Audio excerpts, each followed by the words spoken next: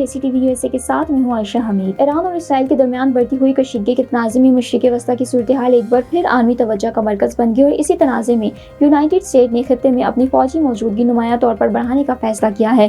بین الاقوامی media reports کے مطابق امریکہ نے تقریباً 5000 مینرز اور دیگر فوجی اہلکاروں کو مشرق وسطیٰ میں تعینات کرنے کا فیصلہ کیا ہے، جبکہ اس کے ساتھ جنگی بحری جہاز بھی خطے کی جانب روانہ کیے جا رہے ہیں۔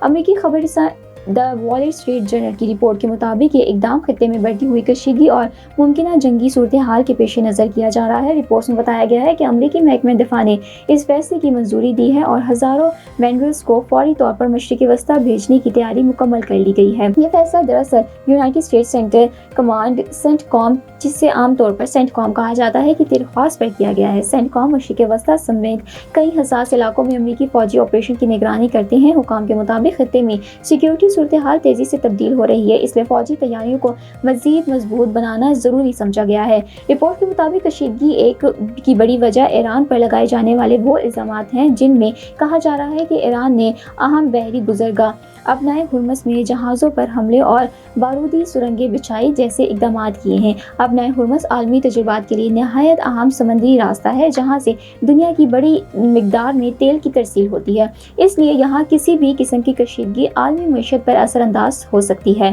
دوسری جانب امریکی فوجی حکام کا کہنا ہے کہ امریکی فضائی کی جدید ترین اسٹیلتھ طیارے B-2 اسپیڈ بامبر نے اپنے منشیز کا آغاز کر دیا ہے۔ ان طیاروں کی خصوصیات یہ ہے کہ یہ ریڈار سے بچ کر طویل فاصلے تک کارروائی کرنے کی صلاحیت رکھتے ہیں۔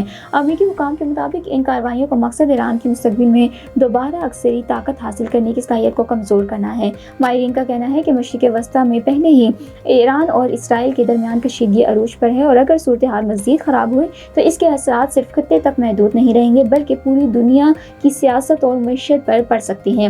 دفاعی تجزیہ کاروں کے مطابق امریکہ کی جانب سے ہزاروں فوجیوں اور جنگی بحری جہازوں کی تعیناتی اس بات کا واضح اشارہ ہے کہ واشنگٹن خطے میں اپنی فوجی موجودگی کو مضبوط رکھنا چاہتا ہے اور کسی بھی ممکنہ خطرے کا فوری جواب دینے کے لیے تیار ہے۔ اس کے ساتھ ساتھ عالمی برادری بھی صورتحال پر گہری نظر رکھے ہوئے ہے کیونکہ مشرق وسطیٰ میں کسی بڑی جنگ کے امکانات عالمی امن کے لیے ایک بڑا چیلنج بن سکتے ہیں۔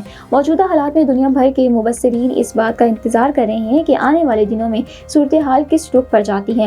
آیا کشیدگی میں کمی آئے گی یا خطہ مزید کسی بڑے تنازع کی طرف بڑھ سکتا ہے؟ ایک بات واضح ہے کہ مشرق وسطیٰ کی بدلتی ہوئی صورتحال نہ صرف علاقائی بلکہ عالمی سطح پر بھی گہرے اثرات مرتب کر سکتی ہے۔ دیسی T V U S A سے فی الوقت اتنا ہی۔ مزید خبروں اور اپڈیٹس کے لیے دیکھتے رہیں دیسی T V U S A.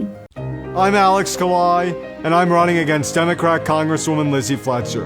Fletcher is opposed to deporting dangerous criminals and drug traffickers, but I believe we must deport these criminals to keep our families safe. Fletcher voted for higher taxes on first responders, hourly workers, and even on seniors. But I believe in letting Americans keep more of what they earn. I'm Alex Kalai, and I approve this message asking for your vote in the March 3rd Republican primary. Neurological care is a pressing healthcare challenge in Pakistan.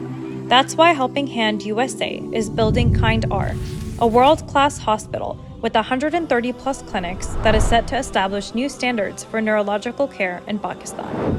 As the first phase nears completion, anticipation is growing for the launch in the second half of 2025.